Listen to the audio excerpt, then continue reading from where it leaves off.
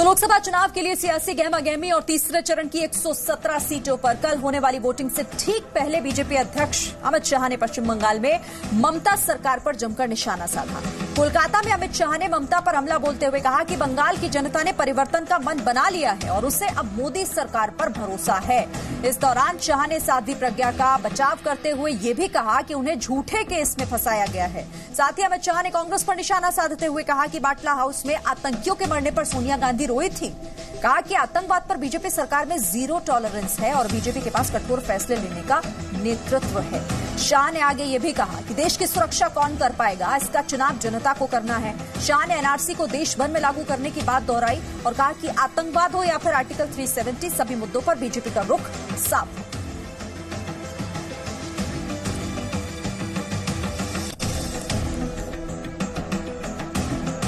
साध्वी प्रज्ञा का सवाल है, एक फर्जी केस बनाया गया था हिंदू टेरर के नाम से, भगवा टेरर के नाम से।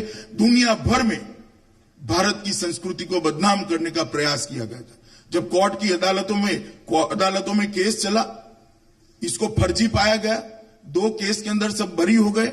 सवाल तो वो है कि समझौता ब्लास्ट में स्वामी असीमानंद और बाकी सारे लोगों को एक्यूज बनाकर फर्जी केस रजिस्टर किया, तो समझौता ब्लास्ट करने वाले लोग कहां हैं? जो पहले पकड़े गए थे वो एक्यूज को किसने छोड़ा?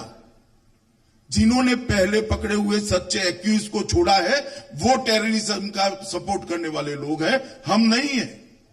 देश की जनता जानना चाहती है कि समझौता ब्लास्ट जिसने किया था वो लोग कहां गए, जिसको उस वक्त सीबीआई ने पकड़ा था।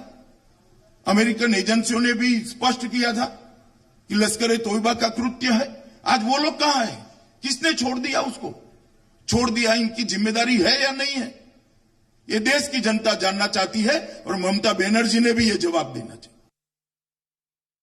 देखिए, बाटला हाउस का जहां तक सवाल है, बाटला हाउस एनकाउंटर यूपीए के समय में हुआ, उनकी सरकार ने किया।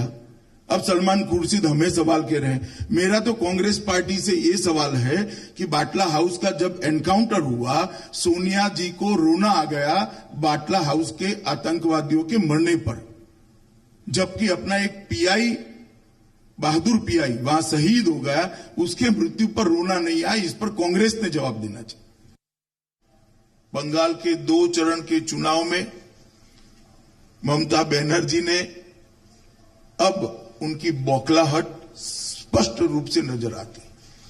2 चरण के चुनाव में ममता दीदी को अपनी हार स्पष्ट रूप से दिखाई देती है और वही हताशा से प्रेरित होकर वो चुनाव आयोग पर आरोप लगा रही हैं, विपक्ष पर आरोप लगा रही है। सभी लोकतांत्रिक तरीकों का बंगाल के अंदर दफन करने वाली ममता दीदी